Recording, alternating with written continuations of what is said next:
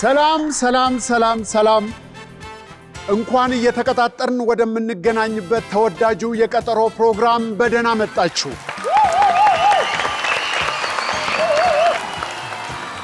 እውነቱን እኮ ነው ሰለሞን ሳለ ገጣሚው ምን ይላል? የሚወዱትን ሰው ቀጥሮ እንደመጠበቅ ባልታሰበ ናዳ ተመትቶ እንደመድቀቅ ከተስፋ ጉልላት ተገፍቶ እንደመውደቅ ታምር በበዛበት በዚች ቧልተኛ ዓለም ከዚህ የበለጠ ምንም ህመም የለም ይላል። እውነቱን ነው። ሰው ቀጥሮ እንደመጠበቅ ከባድ ነገር ወይ አሌክስ ያማኸኝ ይኸው አሌክስ አርፍደን ብሎ ብቻዬን ሆንኩኝ። መታልኛል። አንድ ሞቅ አድርጉልኝና ግጥሜን ሰምተሽዋል? የሰለሞን ሳህልን የሚወዱትን ሰው ቀጥሮ እንደመጠበቅ እንኳን ደህና መጣሽልኝ። የዛሬ እንግዳዬ እሷን ተከትሎ የሚመጣ ታሪክ ነው። በዛሬው ፕሮግራማችን የቀጠርናቸው ይህች እንቁ ተወዳጅ ተዋናይት እንዲሁም የዛሬ ከቃና የፍቅር ገበታ አቅራቢ የሆነችው መስከረም አበራ የተሳተፈችበት ለበርካታ ዓመታት በኢትዮጵያ ብሔራዊ ቲያትር ተመልካቾች የጥበብ አፍቃሪዋን ተሰልፈውና ተንሰፍስፈው ያዩት የኮመኮሙት የቴዎድሮስ ራዕይ ቲያትር አባላት ናቸው።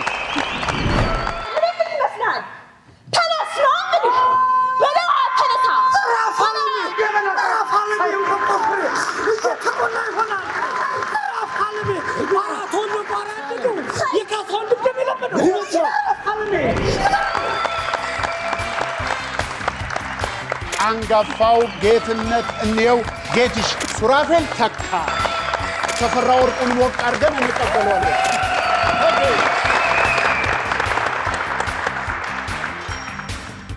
እንግዲህ ያለነው በቃና ቴሌቪዥን የዛሬ ከቃና ፕሮግራም የቀጠሮ ፕሮግራማችን ነው። እንኳን በደህና መጣችሁ።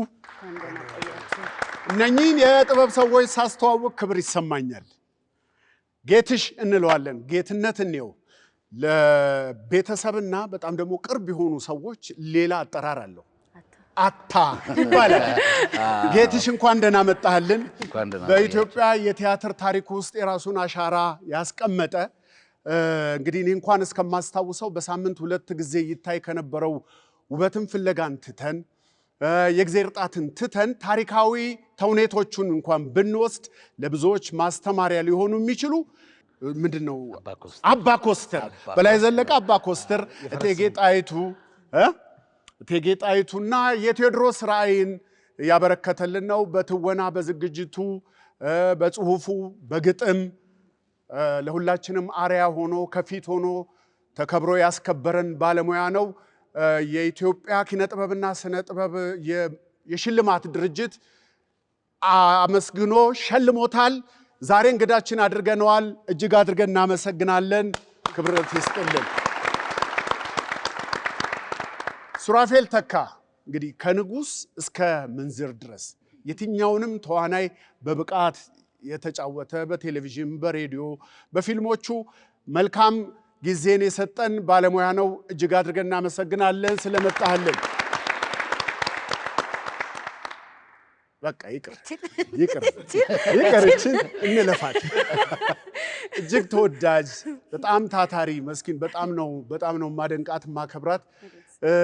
በዚህ ዘመን ያለች ስለሆነችም ክብር ይሰማኛል። ለምትወክላቸው ገጸ ባህሪያት ስሜትን ብቻ ሳይሆን ራስን አሳልፎ እስከ መስጠት ድረስ የምትታመን ባለሙያ ናት። እጅግ እናከብርሻለን መስኪ። ይሄ ትንታግ የሆነ ጀግና እዚህ ቁጭ ብሎ የምታዩት ተፈራ ወርቁ ይባላል። የብዙ ባለሙያዎችን ስራና ባለሙያዎችን ጭምር ይዞ በርካታ ቲያትሮችን ፕሮዲዩስ ያደረገ ለህዝብ ያደረሰ አሁን ደግሞ ወደ ዝግጅቱ እየመጣ ነው። ይሽኮረመማል እንጂ በጣም ደስ ብሎናል። እስቲ ወደ ቴዎድሮስ ራዕይ እንምጣ። ጌትሽ ጋሽ ጸጋዬ ሎሬት ጸጋዬ ገብረመድህን ሰቆቃው ጴጥሮስን እንዴት እንደጻፈ ሲናገር አንድ ጀብራሬ አቡነ ጴጥሮስ ሐውልት ስር ማይሆን ነገር ሲያደርግ እንዴት እንዲህ ታደርጋለህ ብዬ ስናገረው ምንድነው ይሄ ድንጋይ ነው ብሎ አለ። ይሄማ ድንጋይ አይደለም ሕያው ነው ብዬ በዚህ ተናድጄ ሌሊቱን ሙሉ ስጽፈው አደርኩኝ ብሎ እንግዲህ የቅዱሱን አርበኛ አሟሟት ምናባዊ ሰነድ ሰጥቶን አልፏል። መነሻ አለው ሁሉም ደራሲ የሚነሳበት። የቴዎድሮስ ራእይን በምን መነሻነት ጻፍከው ወደሚለው የመጀመሪያው ጥያቄ እንሄድ። ትንሽ ለየት ያለ ታሪክ ነው አነሳሱ። ከጋይ ጸጋዬው አይነት አጋጣሚ ለኢትዮጵያ የሚሊኒየም ክብረ በዓል በተዘጋጀበት ወቅት አማራ ክልል አንድ 4 ሰዎችን ከዚህ ጋብዞን ነበር ለምክር ቤት ስብሰባ ላይ እንድንገኝ። ጋሹ ብሸት፣ ሳሊ እሸቱ፣ ጥሩነህ፣ ታምራት ሞላ እና እኔ የስብሰባው ተካፋይ ነበርን እና እዛ ላይ ለዚህ ለአዲሱ የኢትዮጵያ ሚሊኒየም የክልሉን ታሪክና ባህል በኢትዮጵያዊነት ማዕቀፍ ውስጥ የሚያሳይ እንደው ተለቅ ያለ ስራ እንፈልጋለን ብሎ በወቅቱ የክልሉ ፕሬዝዳንት የነበሩት አቶ አያሌው ጎበዜ የዛ አይነት ስራ ቢሰራ ብለው ጠየቁኝ። ስብሰባውን ጨርሰን ስንመለስ እኔም ጥሩ ሐሳብ እንደሆነ ገባኝ፣ አሰብኩበት እና ቴዎድሮስ የተመቸ ታሪክ አላቸው። የኢትዮጵያ ንጉሠ ነገሥት ናቸው። ባህሉንም ታሪኩንም ያስተሳስራሉ በደንብ በሚል እሱን መርጬ ፕሮፖዛል አቀረብኩ። ተቀበሉን እና በዚህ አይነት ነው ለኢትዮጵያ 18 ዓመት ሆነው አይደለም ለዚህ ለሚሊኒየም ክብረ በዓል የተሰናዳ ነው። ሁሌም የሚገርመኝ ነገር እንግዲህ ቴዎድሮስ ከዚህ በፊት ተሰርቷል ወይ አንዳቸውን ወይ የጋይ ጸጋዬን አንስቶ መስራት ሊቀል ይችላል። አንተ ያቀረብከው ቴዎድሮስን አስበነው በማናቀው መንገድ ነው የሆነው። እንደ ሰው ስሜት ያለው እንደ ሰው የሚነካ ለኛ ቅርብ እንዲሆን አድርገህ ነው ያሰብከው። እሱ ነገር ሁሌ ይገርመኛል። እያንዳንዱ ሐሳቡ ከባለቤቱ ጋር ያለው የፍቅር እንደዛ ልናስበው አንችልም። እንግዲህ አሁን ካልከው ሐሳብ ከተነሳን የሆነ አንድ የተሰራን ስራ በተለይ ቴዎድሮስን እንዴት ይደገማል ብለህ ታስበዋለህ። ግን አንተ የሄድክበት መንገድ በጣም ይገርማል። ይሄንን እቺን አጋጣሚ አግኝቼ ሳልናገር ማለፍ አልፈልግም። እንዴት ነበረ ወደ ተዋናይ ምልመላው? በጣም በርካታ ወደ 150 የሚሆኑ ሰዎች ናቸው አይደለም የተሳተፉበት። ሁሉንም ደግሞ እዛው ነው ባህር ዳር ከሙሉ ዓለም የኪነ ጥበብ ማዕከል የሰራሃቸው። የሱን ደግሞ ትንሽ ወደ እነ ሱሬና ወደ እነ መስኪ በቃ ከሱሬ ጋር ይገናኛል ቀጥታ።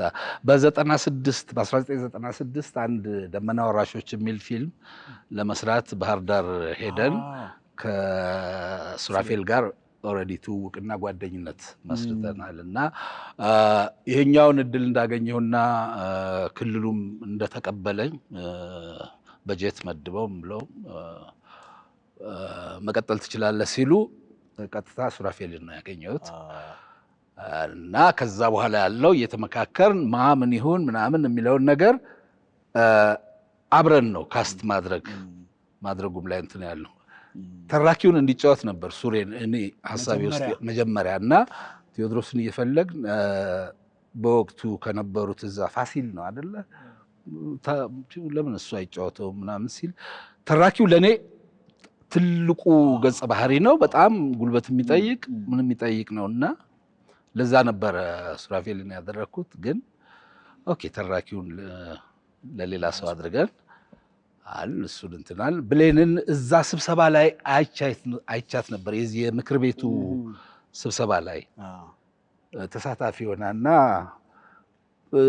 አድናቆቷን ስትገልጽ ጥሩ ልጅ ነች ለተዋበች ትሆናለች በሚል እሷን እንፈልጋት ተባባል።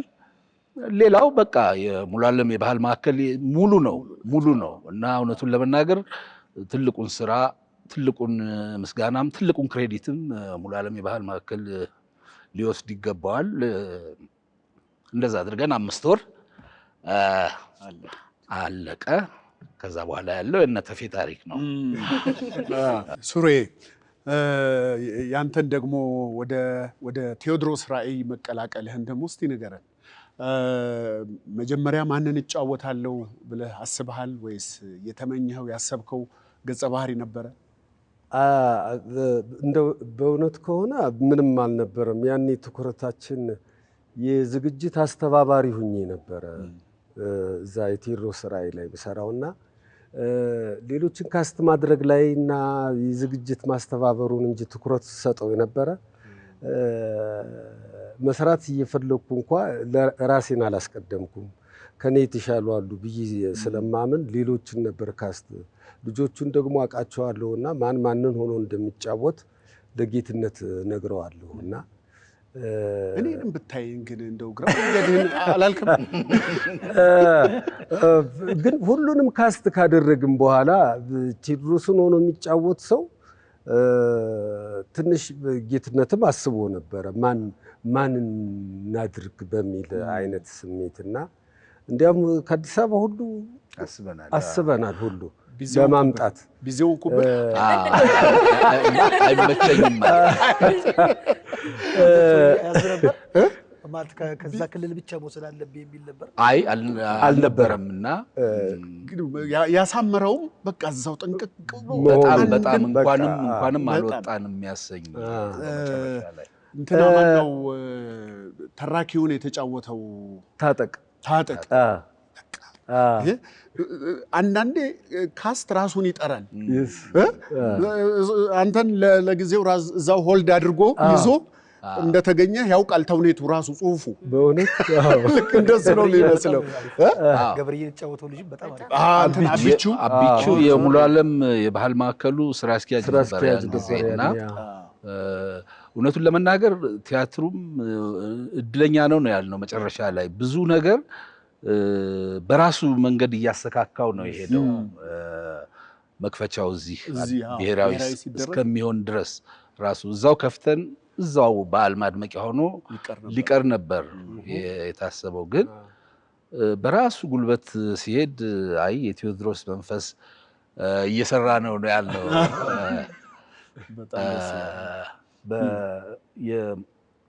የሞቱበት አካባቢ ነው መሰለኝ ያቀረበው አይደለም? ሚያዝያ 7 ጦር እንደዚህ አይነት ነገር ያረፉበት አይነት ነገር ነው። በዛ የሰራ ነውና ፋይናሊ የቴዎድሮስን እያሰበን እያለን እኔ ግን አንዳንዴ ዝም ብዬ ቴዎድሮስን ሆኖ የሚጫወት ስለሌለ ከጌትሽ ጋር ቁጭ ስንል ድሮ ማቀው የቴዎድሮስ ቲያትር አለና እሱን አነበንባለሁ እንዲሰማኝም ጭምር። የመቅደላ ስንብት እዛ የተሰራ ጎንደር የተሰራ ነበርና እሱንም እላለሁ እና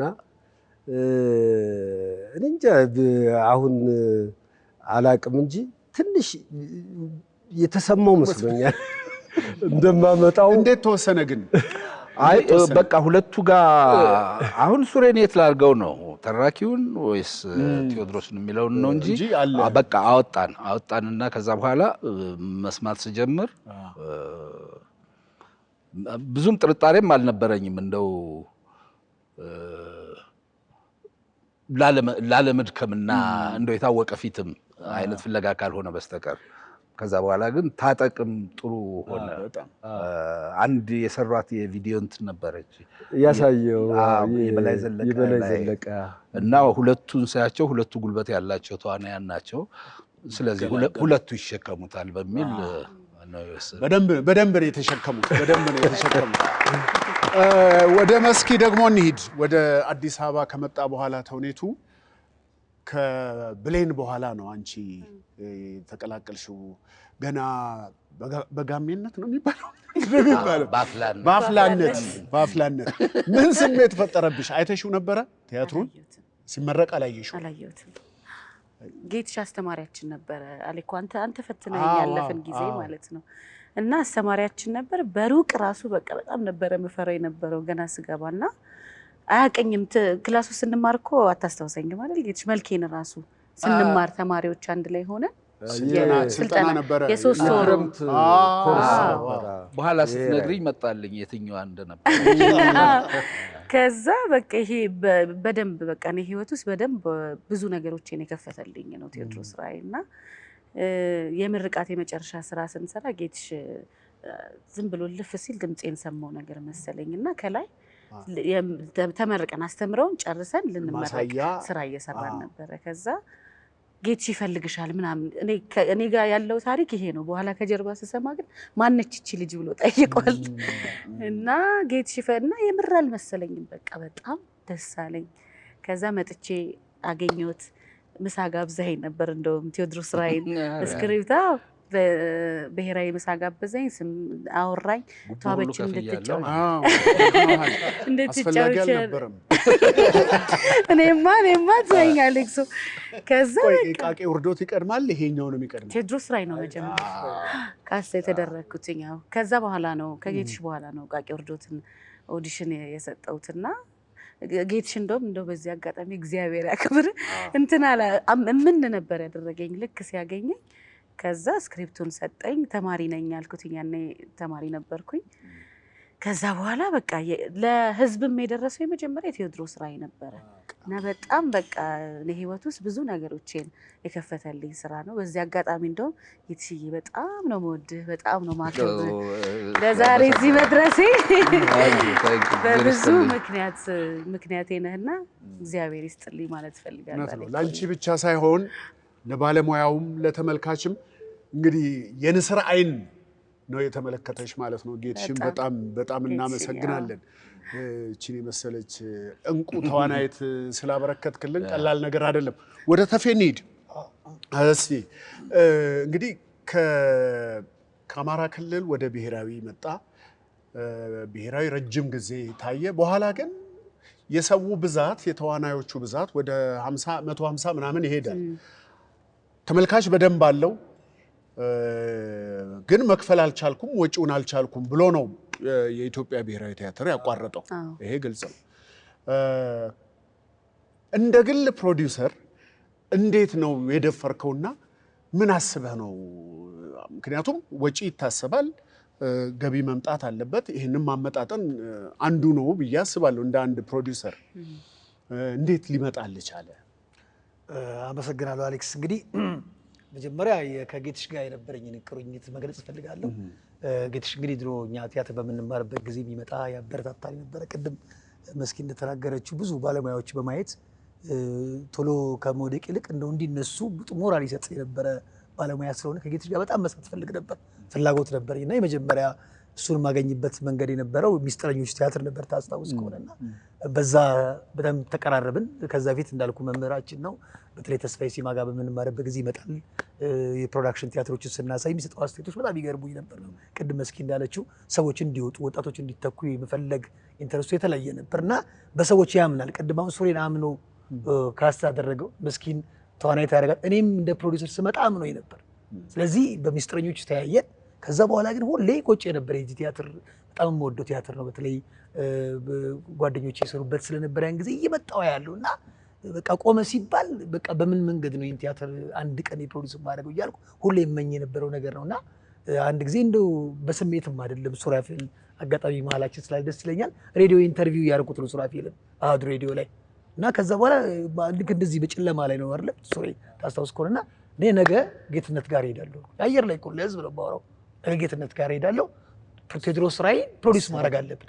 የምናደርገው ሁለት ዓላማ ይዘን ነው። አንደኛ እንደ ድርጅት ትልቁን ነገር ሰርቶ የፕሮዲውሰርን መንገድ መስቀል።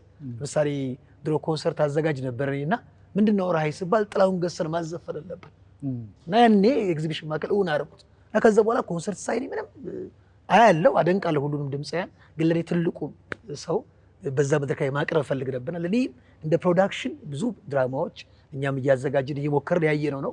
ግን ቴዎድሮስ ራዕይ ለኔ ግዙፍ ቲያትር ነውና በዛ ላይ በተዋናዮቹ በነዛ በነበሩት ተዋናዮች ሳንቀንስ ለመስኪን ይዘን ምናልባት የምንቸገረው ገብርዬ ነበር። እሱንም አጋጣሚ አማኑኤልን ካስታረግን ስላልነበረ ለሽሜ ነበር የሚጫወተው ነበረው። ከዛ ሱሬም አለ ሁሉም 150 ተዋናዮች ባሉበት መሞከር አለብን ብለን አሰብን። ግን ትልቁ ነገር እኛ አየር ላይ ማውራታችን ሳይሆን ጌትሽ የሚሰጠው እምነት ነው። ትችላለህ ነው ያለኝ። ኧረ ይከብድሃል ምናምን አለኝ የተወሰነ። ግን ከዛ በኋላ የነበረኝ እኔ ባግራውንድ ስለሚያውቅ አይዞህ አለኝ፣ ሞራል ሰጠኝ። ያ ሞራል ይኸው ዛሬ ካንተ ጋር እንግዳውን እንድንጫወት በሄድንበት ክብር እንድናገኝ ኢቨን ኢንተርቪው ላይ ሁሉ ወይም የተወሰነ ድርጅታችን አሁን በቅርቡ 25ኛ ዓመት ስናከብር ከኮራንባቸው ለሰዎች ከምናወራቸው ነገሮች አንዱ እንዲሆን ሆነና በጣም በዚህ አጋጣሚ እኔም ስላከበርከኝ አይዞ ስላልከኝ ሰዎች ጋር እንዲደርስ ትልቁን ስራ ነው የሰራውና ምስጋናው የኛም ነው የቴዎድሮስ የሁሉም የባለሙያውም የተመልካቹም ነው ሳይጠገብ ነው የወረደው እና ባለሙያው አንድ አመት ነው የሰራነውና አንድ አመት ሙሉ ይቀጥ አይደለም በአንድ ወር ይቆማል በሁለት ወር ይቆማል እየተባለ ነበርና በጣም ልብሶቹን አሟልተን ይሄ እኮ አቅም እንዳለ እኮ ነው የሚያሳየው። አዎ እንግዲህ ሞራላችን እንዳልኩ ነው አቅምም እንጂ በነገራችን ላይ ሁሉም እኮ ጥሩ የሚከፈላቸው ባለሙያዎች ናቸው። አለኮ የኢትዮጵያ ብሔራዊ ቲያትር 200 ብር መግቢያ ዋጋ ለመጀመሪያ ጊዜ ያደረገው እኛ ነን። ስለዚህ ገቢውም በራሱ የወጪውን ይሸፍን ነበር። እኛ እናገኝም አልተጠቀምንም፣ ጌትሽ ላይ ተጠቀም ይችላል። እሱ አይደለም ጥያቄ።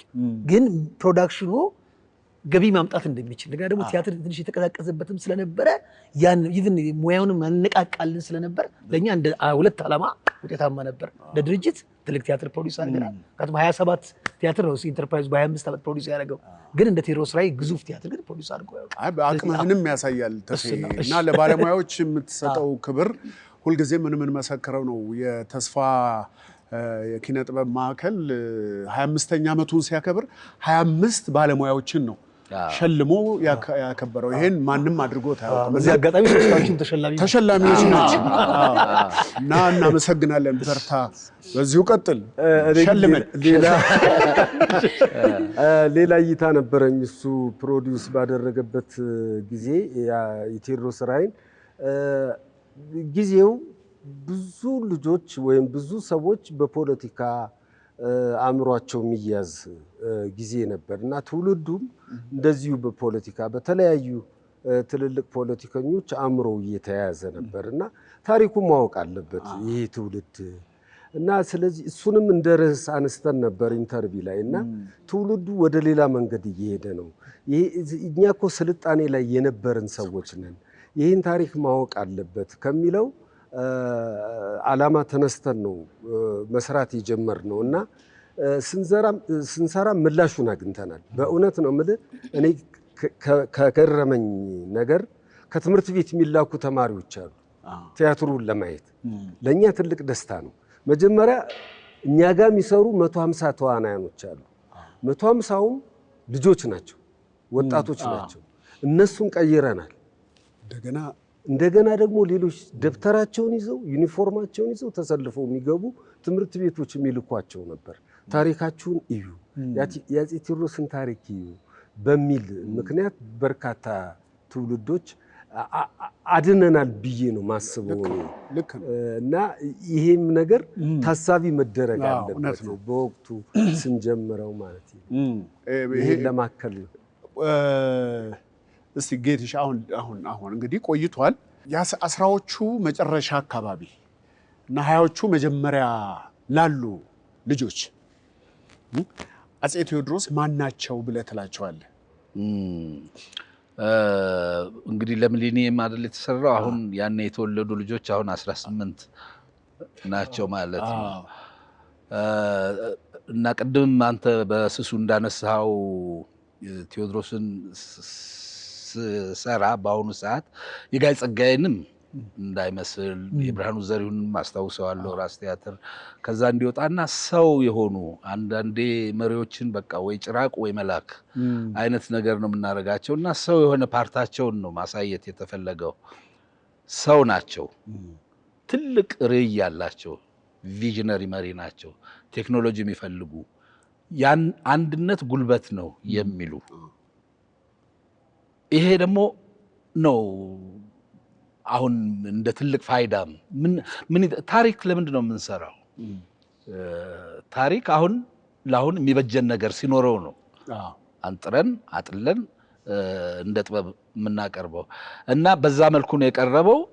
ለነዚህ ልጆችም የምነግራቸው የሀገር ፍቅራቸውን ሀገር ምን ያህል እንደሚወዱ፣ እንደ ሰው እንደሚያለቅሱ፣ እንደ ሰው እንደሚያፈቅሩ ያለቅሱ ነበር እና በዘመኑ ስለ ውበትም ሆነ ስለ ቴክኖሎጂ የነበራቸው ጥልቅ ፍላጎት የታፈረ ገሪማ ታፈረ የኃይሌ ገሪማ አባት እሳቸው የጻፉት አለ አባታ ተካሳ ነው እንደዚህ የሚል እዛ ላይ አሁን ስለ ቢዩቲ ኮንቴስት የውበት ቁንጅና ውድድር አዘጋጅተው ነበር። ገብርዬና ፕላውዲን ዳኛ ሆነው ከመስኩ ምናምን ሁሉ እዛ ተቀርበው ጣይቱ የተባለች ሴት ያሸነፈችበት በዛ ዘመን እዛ ላይ ናቸው። ጣና ላይ የሞተር ምንድነው ጀልባ የሞተር ጀልባ ሰርተው ሞክረውታል።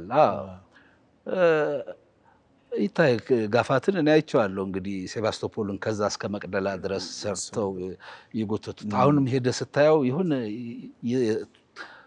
የኢንዱስትሪ መንደር አይነት እንዲህ ያሉ ሰው ናቸው እና ምልህ ሰፊ እኮ ነው እና ትልቁ ነገር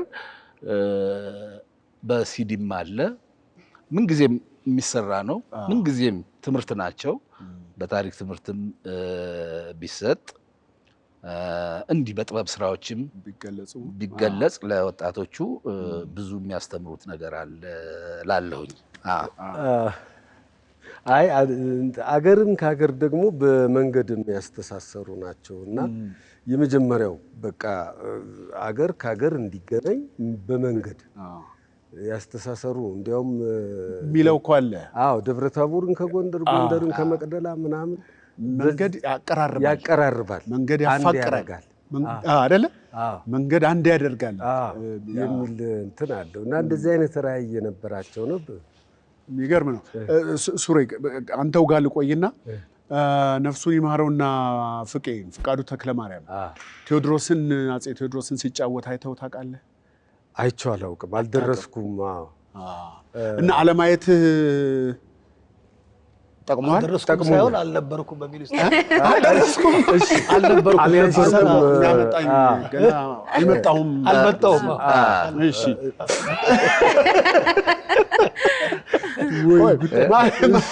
ማየት ሲወራ ሰምተሃል? ይኸውልህ ሲወራ ሰምቻለሁ። እኔ ግን አፄ ቴዎድሮስ ሲሰራ ፍቃዱ ሲሰራው እኔ ቲያትርም አልጀመርኩም። ግን ፋይናሊ ወደ መጨረሻ አካባቢ በነቫንሙ ሲሰራ አየው ነበር በቴሌቪዥን። ከዛ ውጭ ግን ምን ስሜት አሁን እሱን እንደምትጫወት አስበኸው ታውቃለህ? ለምሳሌ የሆነ ሰው የተጫወተውን እኔ ደግሞ አሁን ሄጄ ስጫወት የሚል ነገር እኔ ምንም አላሰብኩም በወቅቱ። እኔ እኮ ቴዎድሮስንም የተጫወትኩት በአጋጣሚ ነው እኮ የቴዎድሮስ ራይም የተጫወትኩት በአጋጣሚ ነው። ግን ስለሳቸው ግን እያነበብኩ እየሰማው እዛው ትውልዴም ጎንደር ስለሆነ ስለሳቸው የሚወራውን ነገር እየሰማው ነው ያደግኩት። ከዛ ውጪ ጌትሽን በጣም አመሰግነው ካራክተሩን እንዳመጣው የሳቸው መጽሐፍቶች እንኳን ይሰጠኝ ነበር። አንብብ ይለኛል ስንገናኝና የሳቸውን በጣም አነብ ነበረ። ቴዎድሮስ ራይ እንዲወደድ ካደረጉት ነገር አንዱ ዝግጅቱም ነው። በነገራችን ላይ ድርሰቱ ብቻ አይደለም። አሁን እዚህ የኮረሶቹ ህብረ ዝማሬው መሀል ላይ ያሉት የዝግጅት ጥበቦቹ በጣም የተለዩ ናቸው። ከሙዚቃው ጀምሮ አንዱም የቴዎድሮስ ራይን ራሱ እንደ ትልቅ ቲያትር እንደ ትልቅ ግራንድ ፕሮዳክሽን የሚቆጥረው እሱ ነው። አሁን የልጆቹ ሮል ወጥቶ ብታየው እንደ አንድ ኤክስትራክት ድራማ ነው። ልክ ነው። ኳሊቲም አለው እሱና ከሌሎቹ ቲያትሮች የሚለየው እሱ ነው። በቅድላው ቴዎድሮስ ከሌሎቹ ዝግጅቶቹ በጣም የተለየ ባህሉን በደንብ አሳይቶታል። ጌትሽ ምን ያህል እንደለፋህበት ያስታውቃል። ለቅሶውን፣ ሰርጉን፣ ምኑን መስኪ ከዛ ውስጥ ሁሌ ትዝ ይለኛል የምትይው የሆነ የሚመጣብሽ ዜማ ወይ አለ እዛ ላይ ከነበሩት ከሰርጉም ከንቱንም ገርሞኝ የሰማሁት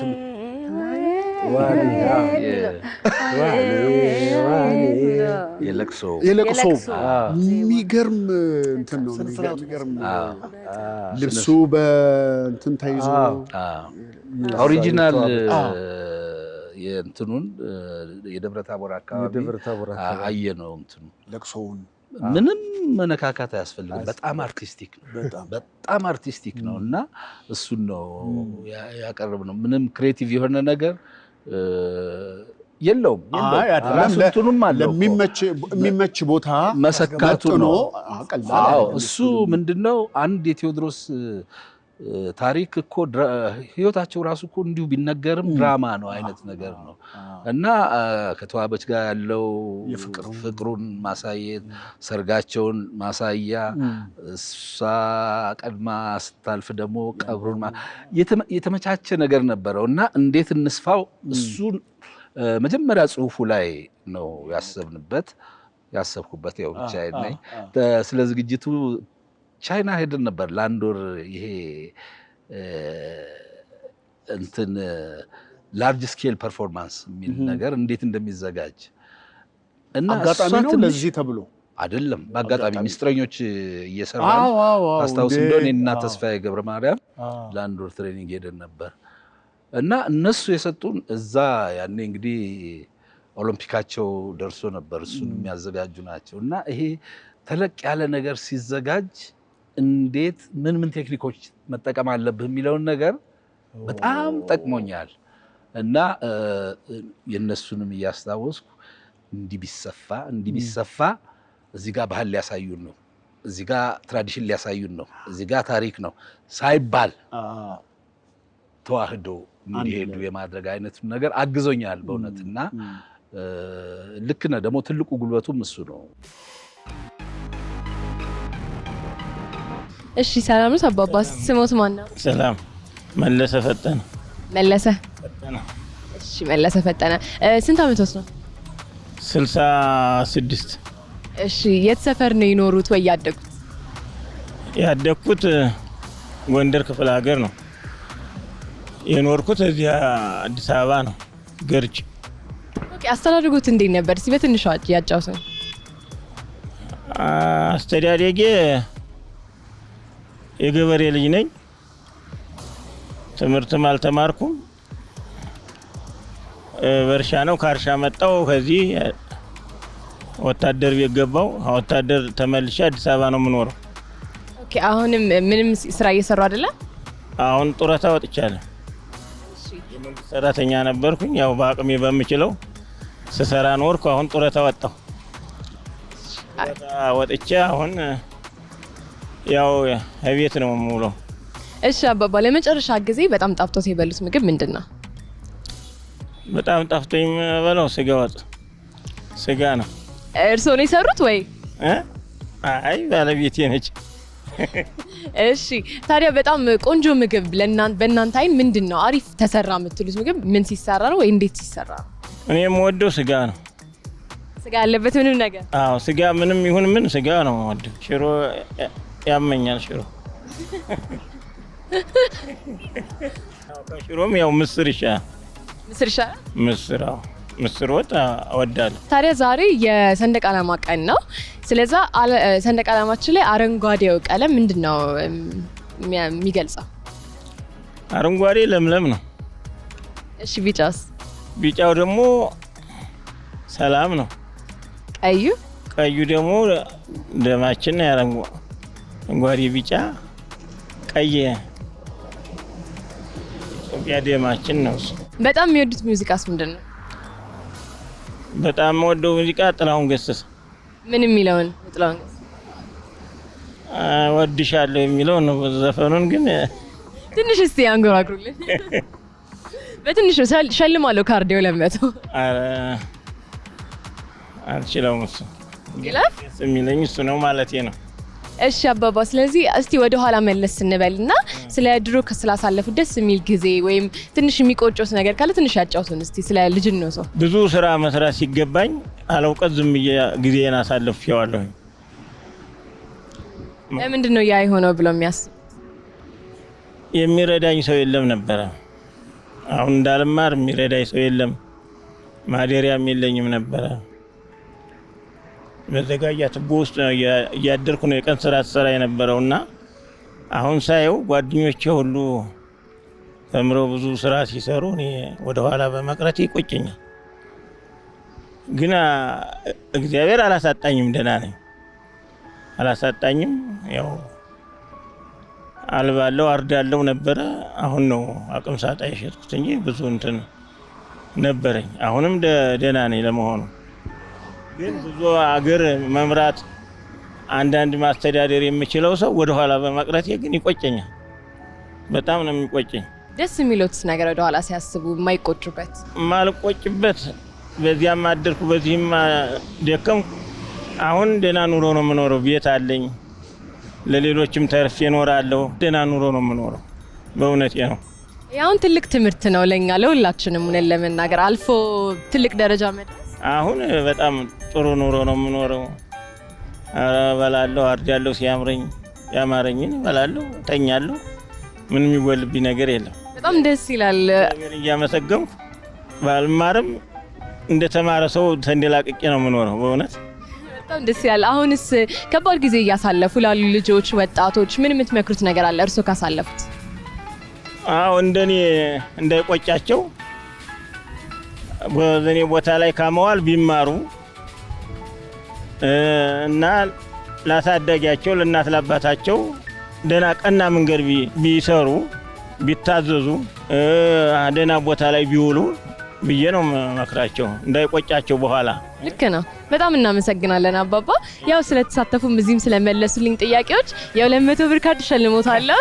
በደንብ አሪፍ አድርገው ነው የመለሱልን። እናመሰግናለን በጣም። አልችልም እህቴ፣ እውነት በጣም ቴንኪው። ኧረ ይችላሉ፣ በደንብ ነው የቻሉት። በደንብ ደስ የሚል ጊዜ ነበረ። እናመሰግናለን። በጣም አመሰግናለሁ። ጌትሽ እንግዲህ የቴዎድሮስ ራዕይ ከዛ ከባህር ዳር ጀምሮ ውጪ ድረስ ነው የሄደው አይደለም? ብዙ ሀገራት ሄዳችሁ አሳይታችሁታል። እስቲ ብንጠቃቀስ የት የት እንደሆነ። አሜሪካን ሀገር 27 ስቴቶች ዞረናል። ወደ አውሮፓ ደግሞ አንድ 10 ሀገሮች አውሮፓ ታይቷል። ነበርክበት እኮ ጌትሽ አይደል? አውሮፓ ላይ ነው የተቀላቀልከው? አሜሪካው ላይ አልሄድኩም። ሄደው በጣም አስጎመዥኝ አንዳንድ ሲያይና አውሮፓም እንደዚህ ሀሳቡ አለ ሲባል ባካችሁ አስገቡኝ አልኩ እና ብዙ እንትኖች ተቃይረዋል። አሁን ተዋበችን እንግዲህ 3 ቴዎድሮስ ብቻ ይመስለኛል በአንድ ሰው ያለቀው። እስቲ ገብርዬን አራተኛ ገብርዬ ሆኜ እናስታውሳቸው። አሁን ካብቹ ቀጥሎ ሽሜ ነው፣ ሽመልስ አበራ ነው ገብርዬ እነዚህ ብሔራዊ የተጫወተው። ከዛ አማኑኤል ሀብታሙ በእኛ ጊዜ አማኑኤል ሀብታሙ፣ ግርማ ተጫወተ። ግርማ ደብል ካስቶ ነው። ተስፋዬ ሲማ ተጫውቶታል። ውጭ ደግሞ ማንን? ገብርዬን እንትኑን መስሎኝ ነው። አውሮፓ እኔ ገብርዬን ሲጫወት ካሜሩን ተጫወተ። አሜሪካን ሀገር ግን ገብርዬን እሱ ተጫውቶታል። የት ነው አንዲት ልጅ ካለ ዛሬም ሰርታ አታውቅም ተብላ ስታደንቋት የሆነ እንትን ቪዲዮ ላይ ነው ያየሁት። ተዋቡን ሰርታ አውሮፓ እሷ ያጠባሽ ነበር እና እሷ ኤምባሲ ለነገሩ ቪዛ ተከለከለች እና ከሁሉ ነገር ልትመላለስበት በጣም የሚገርም እኮ ነው። እና ያኔ በጣም ልጅ ነችና እነሱ በዛው የምትቀር አይነት ነገር ነች። በጣም ነው የተበሳጨነው እኛንም። ምክንያቱም እሷን ትቶ መሄድ በጣም ስራው ጎዶሎ ያደርግብናልና ግን ፕሮግራሙ ተዘርግቶ ምናምን ስለነበር የሆነች ሆላንድ ያገኘናት ልጅ ነበረች እና ከኔ ጋር በቫይቨር ነው የምታጠናው። ቫይቨር እየተደዋወልን እና እየተደዋወልን እናጠናለን እና ከምሯ ነው የምትሰራው። ግን ገና ጥብታ አልጨረሰችም፣ አራስ ነች ልጅቱ። ግን በጣም ስሜቷ በጣም ይገርማል። እና ከዛ በኋላ እንደዚህ ያጠናንና ሄድን። እኛ ስንሄድ አንድ መድረክ ላይ ልጇን ይዛ መጣች እያጠባች እና እስቲ እንለማመዳት ምናምን ስንል ልጇን ታስቀምጥና ጡጦ አሲዛ ወይ ምናምን እንደዚህ ቁጭ ታረግና ልትለማመድ ትመጣለች እኛ ጋር።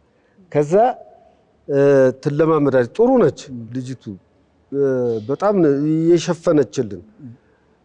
ግን እያሳየን በየመድረኩም ልጇን ትይዛለች፣ ይዛ ነው የምትመጣው። እና እኔ የቴዎድሮስ ራዕይ በጣም ውክቢያ ስላለው ለኔ ነርቨስ ነው ብዙ ጊዜ። እና አንዴ እንደዚህ ልብስ ልቀይር ምናምን ወጥቼ ስገባ እሷ አቁማለች። መግባት ነበረባት። አንቺ ምን ትሰሪያለሽ ከዚህ ልጇንም አላየሁም። በቃ ነርቨስ ከመሆን ልጅ እኮ ይዛል። አንቺ ምን ሰራልሽ ግቢ ምናምን ስላት ልጅስ አለች። ከዛ በኋላ ነው እኔ ትዝ ያለኝና በቃ ማን ልጅ ይጠብቅ ምናምን ብለን ልጅ እያስጠበቅን ትገባለች። አብራዞረች እኮ ጩጬው ዞረ። 3 ወር ወይ 4 ወር እኮ ቢሆን ነው እና አንድ 10 ሀገሮች አውሮፓ ውስጥ ዞሯል። በእንዲህ አይነት መስዋዕትነት ነው የሚሰራውና ለእንደዚህ ምንም ሳይሰስቱ ራሳቸውን ለሚሰጡ ባለሙያዎች እና የቴዎድሮስ ራዕይ ላይ የተሳተፉ አገር ውስጥም ውጭም ላሉት ሁሉ ምስጋናችን ከፍ ያለ ነው። እናመሰግናለን።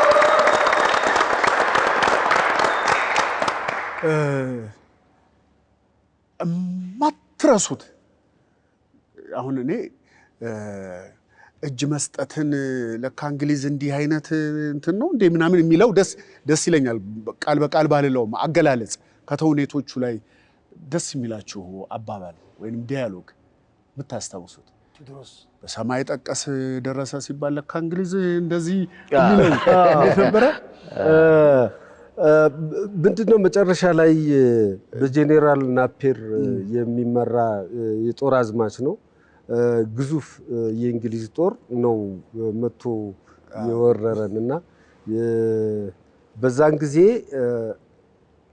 ጦርነቱን አካሄደው ፋይናሊ እሳቸው ብቻ ነው የሚቀሩት መቅደላ ላይ አፄ ቴዎድሮስ እና ለሳቸው የሚሏቸው ምንድነው እጆን በክብር ይስጡ ነው የሚሉት እና እሳቸው ገርሟቸዋል ክብር ብሎ እጅ መስጠት እና ይሄን ሲሏቸው ነው ጅልነታቸው የታያቸው። እነሱ ጅል ናቸው እንዴ የሚነካቸው እንደዚህ ይላሉ ምናምን አይነት ስሜት ይፈጥራልና በክብር ይላሉ።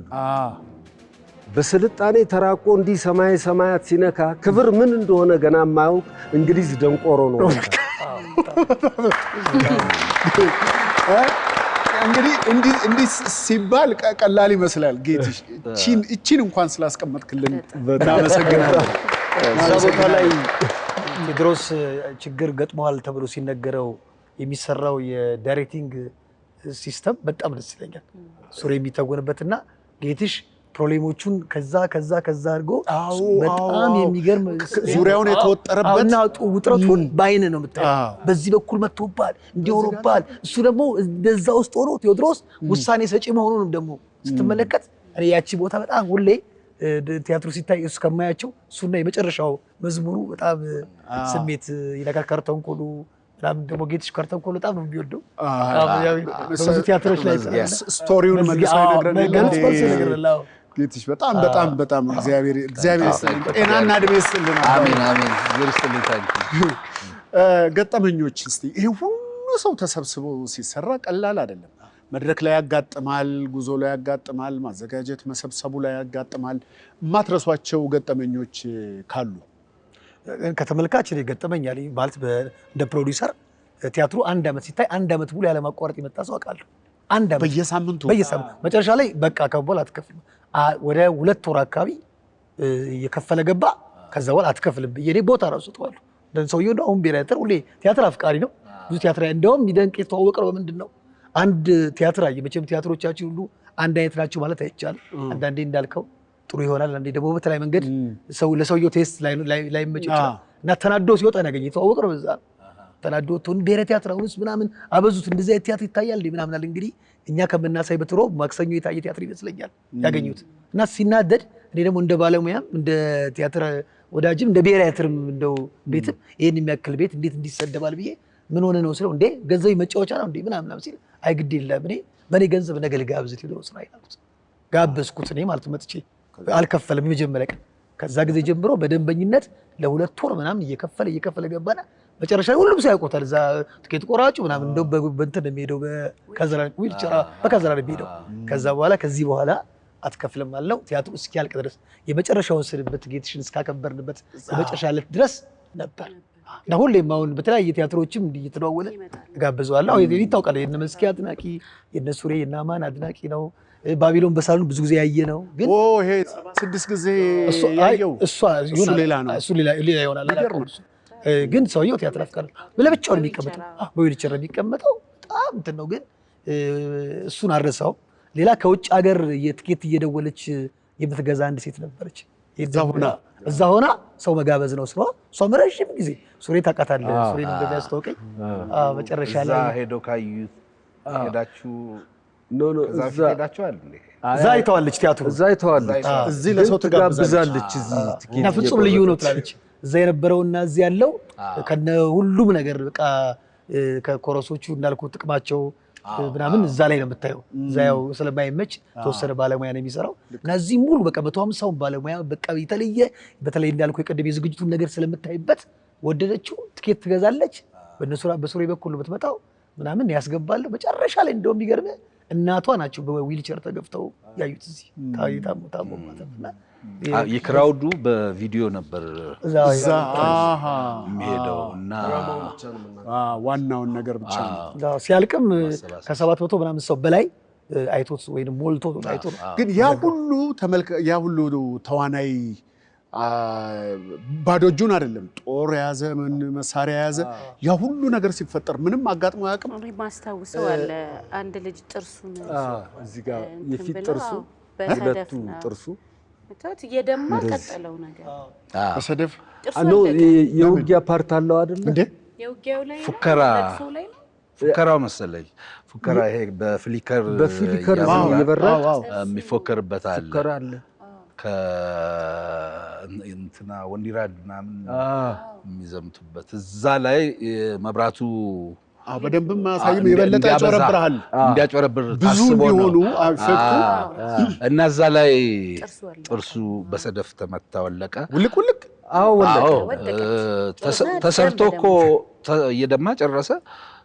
ግን አስተከልንለት አንድ ተሰራ መሰለኝ ለሱ ተብሎ ግን ምንም ሳያቋርጥ ጨረሰ።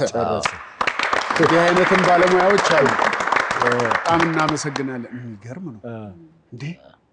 አንዳንዴ እኮ ይሄ እንትኑ ስትወጣ ነው ፔኑም የሚሰማ አይደለ? የመድረክን ጣጣ ታውቀዋለህ አንተ። እና እኔ ተመትቼ 20 ደቂቃ ሰርቼ ከዛ በኋላ ወደ ሆስፒታል ትሄዳለህ። ገጥሞታል አሌክስ አዘጋጃ ቤት ጥሩ ቦታ ነው የተመታሁት ከጌታውን ኃይሉ ጋር ቦታ። የዚህ አይነት ምታት አለው መድረክ። የሆነ ውጪ ቢሆን አትችለው። እንዴት ፉከራህን መቀጠል አይደለም ቆመህም መሄድ አትችልም። ወድቅ ያለው አንድ ጊዜ ወድቅ ያለው እኔም አንድ ጊዜ እዚሁ ላይ መድረክ ላይ የእሷን እኔ ልናገረው እኔ ሳይ ስለነበረ እና በቴዎድሮስ ራዕይ አይደለም የቃቂ እርዶት ነው። የቴዎድሮስ ራዕይ ላይ ግን መሬት ላይ እንትን ለስላሳ ተደፍቶባቸው በተመልካች መሀል የምንመጣበት ላይ ከዛ አንሸራተተኝ እና ለሰርጉ ነው የምትመጡት። ህዝብ የሆነ አዋጅ ነገር ጎንደር ሲገቡ ከዛ የመጣን ወደኩ። እኔ ሱሪያ አላየኝም፣ ደርሷል። ዞር ሲል ነው እኔ ገና እየተነሳው ከኋላ እየተነሳው። ከዛ መስኪማ በጣም ልምድ አላት። የቃቂ ውርዶትን ሲገመገም እያየ ነው እኮ። እሱን እኮ ልል እኮ ነው እሱ ሌላ ነው። እሱ እኮ የቃቂ ውርዶት እያየን ልጅ እያለ ጨለማ ነገር ነው። በስፖት ነው የተያዘችው። እኔ እንደዚህ ወጥቶ በዚህ ወርዶ የለም ስቴጁ እንደ ቆመችው ስጠፋ ነው ያየነው እኮ። እሱን እኮ ነው ልልህ ቅድም ቃቂ ውርዶት ያልኩት እኮ እሱ ነው። ይሄኛው የወደቀችው ግን እንትን መሀል ይሄማ የቴዎድሮስ ራዕይ እኔ በጣም አስደንጋጭ ነበር እሱ ያለች መስሎኝ እሱን ልናገር ሳይ ስለነበር ላይ እኔና በቃ ወደቀች እያልኩ ነው የወደቀችው። እየጠበቅን መጨረሻው ቲያትሩን የመጨረሻ የዘጋን ቀን የሱራፌል ልጅ ለቅሶ አርሰው እሱ መደክት ልገጠመኝ ነው። ቲያትሩ ላይ መጨረሻ ላይ ሱሬ የሚሞትበት ፓርት አለ እና ወዲህ ከርተንኮሉ ከማለቁ በፊት ሱሬ ተኝቶ ነው ከርተንኮሎቹ የሚሰሩት እና ልጁ መጣ። የሱሬ ልጅ ገቢቲ ባለቤቱ ልጆቹ ለመጨረሻ ጊዜ አሳይተው አታውቅም። ቲያትሩ የአባታችሁን ቲያትር እዩ ብላ ጋብዛ አበባ አዘጋጅታ ጠራች ማለት ነው። ልክ የቲያትሩ ቀን እሱ የሚሞትበት ፓርት አለ እንደ ካራክተር በቃ መጨረሻ ላይ ሪል ያባቱ ፍቅር በጣም ከባድ እንትን ነበርና በኋላ ላይ ለምንድን ነው ይሄን ያደረከው ሲባል እኔ እኮ መነባረቡ እንጂ እንደሞት አልነገርኳቸውም። ማታ ማታ ይነግራቸው ይለዋል እኮ ቃል እኔም እንዲህ አይነት ገጠመኝ አለኝ። 12ኛ ክፍል የቴዎድሮስ መነባነብን ስንሰራ ለእናቴ ነግሬያታለሁ። የወላጆች ቀን ነው ትመጣለች። ቴዎድሮስን እንትን እሰራለሁ። ያው ታውቂያለሽ ታሪኩን ሊማርኳቸው ሲሉ ራሳቸውን ነው የሚያጠፉትና ውሸት ነው እኔ አውቃለሁ ለእኔ ነው እንደምትነግረኝ ምናምን አለች። በቃ ሄድን ከእህቴ ጋር ነው ያዩት። ከዛ ቤት ስንመለስ እንዴ አስቸግራኝ አለች። ምን ሆንሽ አልኳት። እንዴ ነግሬሽ የለም እንዴ? ያኔ ደግሞ አዳራሽ ውስጥ ራስ መኮንን አዳራሽ ሰርተ ነው በመጋረጃ ነው። ያን ቀን ግን ስታዲየም ነው የተሰራው እና ለጥበቃው ተነግሮት የጥበቃውን እንትን ነው እኔ ሽጉጧን እንዲህ ዋ ሲል ወደኩ። ከዛ ጭብጨባው እንደዛ አጋጥሞኝ አያውቅም። በዛ ላይ አሁን ተነስቼ ነው መሄድ ያለብኝ ይበላሻል እንትኑ ምናምን የሚለው ጊዜ ወስዷል። በሰማል ተነስታ ወይኔ ልጅም ብላ ነግረኸኛል ግን ቅርት አልክብኝ ያለችው ማዘርም እንደዚህ ቴዎድሮስ ራዕይ ላይ እኔ ቲያትር ምናምን እንትን አይሉም ነበር ቤት በቃ ይሄ መድረክ ላይ ወጣ እንደው ማውራት ትችላለች ብለው እንኳን አያስቡም ነበርና ቴዎድሮስ ራዕይን የመጀመሪያ ጊዜ ጋብዣት ለቅሶ ሪል ነው የሚመስለው የካባይን ይዘው ምናምን ነውና በጣም ተረበሸች። በቃ ቤት ከገባው ሁላ ነካ እንዴ ማለት ሲጀመር ምንም የኔ እናት ደግሞ ምንም አታውቅም ከቲያትር ጋር ምንም አይነት ታሪክ የላትም ምናምንና መጨረሻ ላይ ምን አለች? ምን ነው ማዘር ምናምን ስለ በምን ቀን አዩሽ አለች። በቃ እኮ ያ በምን ቀን አዩብኝ ራሱ አልጋ ሲሄድ ገልጠው ሁሉ አይተውታል። እዛ ውስጥ ልጄ ነች ነው ይመጣል እኮ በጣም ተረበሸች። አዲ ምንድነው ገጠመኝ ቅድም ስላልክ ነው እና እየሰራን እኔና እሷ የሆነ የፍቅር ሲን አለን እና ስንሰራ ድንገት እንግዲህ የድምፁ ክፍል ከሌሎች ቲያትሮች ጋር ይምታታበት አንዳንዴ እንግዲህ ይሄ ቲያትር የ18ኛው ክፍለ ዘመን ታሪክ ነው። ደንበኛ የሳምሰንግ ሞባይል ድምፅ ለቀቀብን። ለጥሪ ለሌላ ቲያትር ያዘጋጀው ለሌላ ቲያትር ያዘጋጀው። ከዛ እንግዲህ አስበው 18ኛ ክፍለ ዘመን እንግሊዝ እንኳን የላትም እኮ አይሉ እና እንዴት ቻላችሁት? እሷ ደግሞ ይሄን ስትሰማ የሆነ ሹክ ብላ እኮ ነው ገብርዬ ይሆናል አንሳው ተመልካይ ሳይሰማ ከባድ ነው። የእንትን ላይ የስቴጅ ላይ ሳቅ በጣም ከባድ ነው። የሚጣፍጥ ሌላ ቦታ ሳቅ የለም። የተከለከልከው በዛ ላይ ሰው ፊት ነው። ከባድ ብዙ ገጠመኞች ያሉት ብዙ ማብራት የሚያበሩ አሉ። የኔና ሱሬ ቀድመን ነው መንገባው ጨለማ ውስጥ እና አጠገብ ላጠገብ ቁጭ ብለናል። መብራት እንደዚህ አብርተው አንጀምረው ነገርና ደግሞ ቲያትሩ ሲጀምር ነው መነካካቱ የሚጀምረው። ምን ያርገኝ? አይ ከባድ በጨለማ በቃ ቁጭ ብለሽ ተፋጠሽ መብራት በቃ እንደዚህ እንደዚህ የሚያደርጉ ተመልካቾች አሉ። እንደዚህ አይደረግም። እንትንም ስንሰራ ምንድነው ወንበሩን ዋናው ወንበር ሞልቶ ቲያትር ቤቱ ሞልቶ አንስተው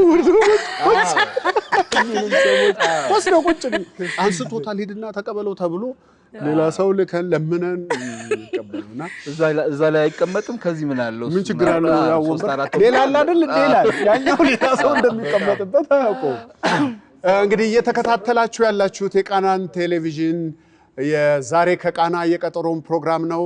እንዲህ ያለ መልካም ጊዜን እየሰጡን ያሉት የቴዎድሮስ ራዕይ አባላት ናቸው። እጅግ አድርገን እናመሰግናለን። ብዙ ናቸው የምናወራቸው ነገሮች፣ እንግዲህ ሰዓት ይገድበናል። እስቲ ያላችሁ ሀሳብ እጃችሁ ላይ ምን አይነት ስራ እንዳለ መናገር የምትፈልጉትን ነገር ደግሞ እድል ልስጥ። ተፌ ካንተ ልጀምር። እሺ፣ አመሰግናለሁ አሌኮ። እኔ በጣም ከምወዳቸው እጅግ በጣም ከማገብራቸው ባለሙያዎች ጋር በጋራ ሆኜ እዚህ ቃና ስቱዲዮ ተገኝቼ ይህንን ሀሳብ እንድሰጥ ስለጋበዛችሁ መጀመሪያ ቃናዎችን በጣም አመሰግናለሁ። በጣም አብረን የሰራን ሰዎች ነን፣ እየሰራንም ያለን ሰዎች ነን እና ቲያትር ሲከበር በተለይ በቴሌቪዥን እንደዚህ ሲሆን ደስ ይላል በጣም እና ይህንን ሀሳብ ያመጡት ሰዎች በጣም ማመስገን ፈልጋለሁ። አሁን እየሰራን ነው ያለነው። አሁን ለጊዜው አንድ ደጋግ ሰይጣኖች የሚል ቲያትር አዘጋጅቼ እኔ በዓለም ሲኒማ እያሳየን ነው። አላቋረጥንም። እንግዲህ ያው ቲያትር ደከም ሲልም ከፍ ሲልም ቅድም እንዳልኩ አዳዲስ ፕሮዳክሽኖችም ሲመጡ እየሰራ ነው ያላቋረጥንም። አሁን እየሰራ ያለው ቲያትር ነው። ወደፊት ደግሞ ሌሎች አዳዲስ ስራዎችን የመስራት ሀሳብ አለን። ጌትሽም ደግሞ እንግዲህ አንዳንዴ ጠንከር ካለ ደግሞ ልክ እንደዚህ እንዳሆኑ አይነት ስራ የመስራት ሀሳብ አለን። በተለይ እንደ ተስፋ ኢንተርፕራይዝ ለኛ እንደ ትልቅ ብራንድ ነው ጌትሽን የምናየው። ምንም አይነት ስራ ነገ ቢኖረን በተለይ ተለቅ ያለ ስራዎች ሲኖሩን ዝግጅት አቅም የሚጠይቁ ስራዎች ሲኖሩን ጌትሽን የምንጋብዘው እንግዲህ ረዳት አዘጋጅም እያደረግለትም ቢሆን ወደፊት ትልቅ ስራ ከጌትሽ ጋር እንሰራለን። አሌኮም አብረን ከኛ ጋር እየሰራ ነው ያለው። መስኪም ሱሬም እና ከሁሉም የኢትዮጵያ የቲያትር ባለሙያዎች ጋር ሁሌም አብረን መሰለፍ እንፈልጋለን። ለጊዜው ግን ዓለም ሲኒማ የሚታይ አንድ ቲያትር አለን ሮብ እሱን እያሳየን ያለ። እናመሰግናለን። መስኪስ አሊኮ ያመሰግናለሁ በጣም። እኔ የዚህ ቲም ይሰበሰባል የሚለውን ስሰማ ብዙ ጊዜ እንትን በጣም የምወደውን ሰው ምስጋና በጣም ይርቅብኝና ይሄ ሰው ያርቅብኛልና የፊት መንገዴን የጠረገልኝ ጌትሽ ነው በብዙ መንገድ። ከቴዎድሮስ ራዕይ ጀምሮ ይሄ በሱ መንገድ ባልመጣ ኖሮ ምናልባት አሁን ላይ ያሉ ብዙ ነገሮች አይኖሩም ነበርና ጌትሽን እጅግ አድርጌ የእውነት ማለት ከልቤ እንደዚህ ብየውም አላውቅም ለምን ማርቀው ስለሚመስለኝ ጌትሽ እጅግ በጣም አድርጌ አመሰግናለሁ። ቆም እነሱ ሬም አብረን ስንሰራ ያን ጊዜ ያው እንትን ነበረ ምንም ኦሬዲ ከቤት መጥቼ ብሔራዊ መድረክ ነው እንትን ያልኩትኝና ይሄ በመሀል ያሳለፍኳቸው የትምህርት ቤተክርስቲያኑ ሰንበት ትምህርት ቤት ውስጥ ነበር የተማርነውና ይሄ እንትን ሳይሰስቱ ነበረ የመድረክ ስነ ስርዓቶችን ስራውን ያሳዩኝ የነበረውና ቴዎድሮስ ራዕይ ቲያትር ላይ ያሉ ባለሙያዎችን እጅግ አድርጌ በጣም አመሰግናለሁ። ተፌም ደግሞ ይሄን የሚያክል ትልቅ ቲያትር ድጋሜ ለህዝብ ይሄ ሳንጠግበው ነበር የወረደው። እኔም በቃ ይሄ በደንብ መታየት በምንፈልግበት ሰዓት ሰው ጋር እንዲደርስ በምንፈልግበት ሰዓት አንድ አመት ያለ መድከም ነው መጥቶ ያሳየው። ተፍዬ በዚህ አጋጣሚ በጣም አመሰግናለሁ። ያው ምስጋና ነው ያለኝ። ቃና ቴሌቪዥንን ቲያትር የሚሰሩ ሰዎችን እንደዚህ አምጥተው ቲያትሮችን በደንብ ያው አሁን አወራን ስለ ቲያትር እና ቃና ቴሌቪዥንን በጣም አድርገን እናመሰግናለን። ይሄው ነው ያለኝ። ያው የተለየ ሀሳብ የለኝም፣ ግን በተለይ ቲያትር እንደዚህ ክብር ተሰጥቶት እንደዚህ ዲስከስ ማድረጋችን ራሱ ለኔ አንድ ትልቅ ለውጥ ነው። ደስ ይለኛል። ቃናን ስቱዲዮ በጣም ላመሰግን እወዳለሁ። ቲያትሮች ይሰራሉ፣ በጣም ብዙ ሰዎች ያልፋሉ፣ ይሰራሉ፣ ያልፋሉ፣ ግን እንደዚህ ትኩረት አይሰጣቸውም ቲያትር እና ቲያትር ባደጉ ሀገሮች በጣም ክብር አለው። በጣም ከፍተኛ ክፍያ ተከፍሎ ነው የሚታየው እና እዚህ ደግሞ በማስተዋወቅ ላይ እንኳ ችግር አለ ቲያትር እና ይህን ፕሮግራም ላቀረቡ ሰዎች እጅግ ምስጋና አለኝ። በተለይ ደግሞ ብዙ ቲያትሮችን በሰራ ሰው ሆስት ሆኖ እኛን መጋበዙ ራሱ እጅግ በጣም ያውቀዋል ፔኑን እና የቲያትርን ላቀራረቡ በጣም ነው የማመሰግን አሌክስን። ከዛ ውጭ ግን ምንድነው ቲያትሮች ይሰራሉ። አሁን ጌትሽ ስራ ላይ አይደለም ቲያትር ላይ እና እኔ እንዲያው እኔ የዘመን ተራኪ ብዬ ነው የምገልጸው ጌትሽን። ዘመንን አጉልቶ የሚያሳየን እሱ ነው። ያለፍንበትን ዘመን የኢትዮጵያን ታሪክ የሚያሳየን በጥበቦቹ ጌትሽ ነው እና እኛ የቴዎድሮስ ራዕይ ሰርቷል፣ ሌሎችንም ጣይቱንም ሰርቷል። ግን ብዙ ያልተነኩ የነገስታቶች ታሪኮች አሉን። በጣም በጣም በጣም ሆሊውዶች ቢያገኟቸው ራሱ እንዴት የሚወዷቸው ታሪኮች አሉን፣ እውነት የሆነ የራሳችን። እነሱ እንኳ ትንሽ ታሪካቸውን አግዝፈው ሆሊውድ ላይ ያቀርባሉና አሁንም ብዙ ያልተነኩ ነገሮች አሉን። በተለይ ኢትዮጵያ ውስጥ የአንድ ጀግና ንጉስ ቀርቶ ባለሟሉ እንኳ በጣም ትልቅ ታሪክ አለው። እያንዳንዱ ኢትዮጵያዊ ብትጠይቀው የሆነ ሀሳብ ይሰጣል የሆነ ታሪክ ለመስራትና አሁንም ያልተነኩ ሰዎች አሉን። ጌትሽ እንዲያው እኔ እንዴት አድርጌ ልናገር ብቻ ስልህ አሁንም ታሪካችንን እንትን ቢለው እንደዚህ አይነት ቢሰራ ስራዎችና እንደው እየደገፍን ምን ይያልን ይዘነው አብረን ብንሰራ በእውነት በጣም ደስ ይለኛል። እኔ ስለ መግለጽ ያቅተኛል። ምክንያቱም ስለ ጌትሽ ሳስብ እንባ ነው የሚቀድመኝ። በነገራችን ላይ ብዙ ቲያትሮቹ ሰርቶ ደክሞ ምናምን መጨረሻ ላይ ያሰለቅሱታል። እዛ ያለ ቢሮክራሲ ምናምን ፖለቲካው ምናምን ያንን ሁሉ ያልፋል። እሱ ደግሞ አይናገርም። በውስጡ ይዞ ቤቱ ሄዶ ነው የሚያለቅሰው። እኔ እናውቃለሁ ጌትሽን እና እንዲህ አይነት ችግሮች አሉ። ግን ቢሆንም ከሚሰራው ስራ አይበልጥም። ገብቷል። ከሚያድነው ትውልድ አይበልጥምና እንደው ጌትሽ ወደዚህች እንደዚህ አይነት ስራዎችን ብትሰራልን ደስ ይለናል። ማን ይንገረን? ይሄን ወጣት ማን ይንገረው ታሪኩን? ገብቷል። እና ድካም አለው ስራው ግን ብዙ ያልተነኩ ነገሮች ስላሉን ደግሞ በጣም ኃይሌ ግርማ ብዙ ጊዜ ይናገራል እኮ እዛ ሀገር እኮ ኢትዮጵያ ውስጥ ተረታችን ስንት ፊልም ይወጣል ይላል። እኔ አባቶቼን ተረት ነው የምሰራው ይላል።